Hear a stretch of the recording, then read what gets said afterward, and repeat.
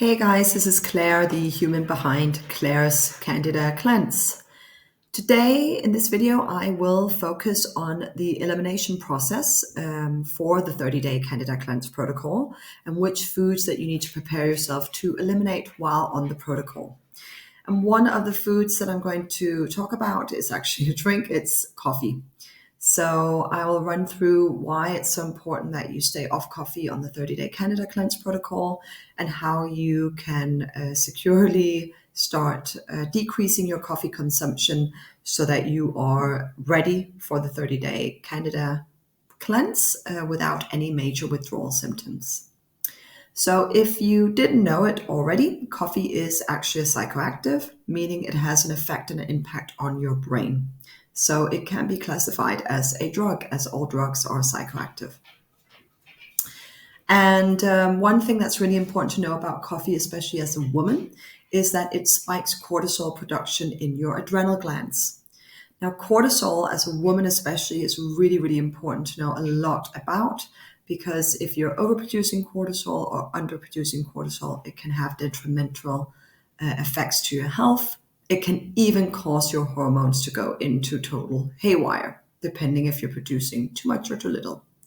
But either way, cortisol is the stress hormone. It is what enables us to escape if there is a saber-toothed tiger lurking around the corner. Obviously, in today's world, there are no saber-toothed tigers, but there are extra assignments that come in with a short deadline, lots of stress at work, lots of stress going to and from work if you're stuck in traffic, or if it takes a long time for you to get home. There's lots of people.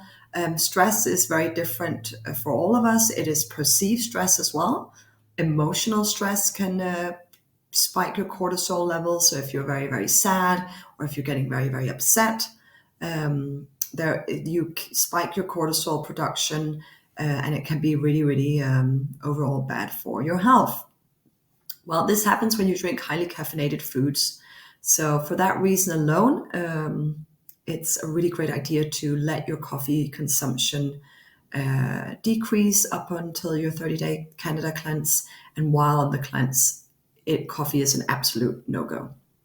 Another thing that's really, really interesting about coffee, because there's a huge debate whether coffee actually promotes growth of Candida, this yeast fungi, in the gut or not.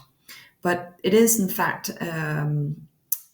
proven that approximately 45% of the world's coffee beans contains this mold called mycotoxin. And for people who are highly, highly sensitive to coffee, this can be something that actually makes you more susceptible to a yeast infection versus people who are not that sensitive. Again, I want to stress that nobody is bioidentically the same.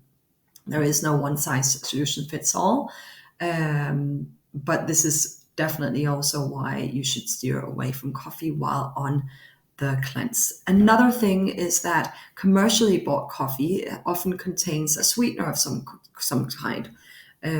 So if you go to, your chain, it could be Pret, it could be Starbucks. In Denmark, where I live, it could be Barresso House. So if you buy a latte, you really have to stress that you don't want sugar in it, because lots of the times you will have lattes with a sweetener in it.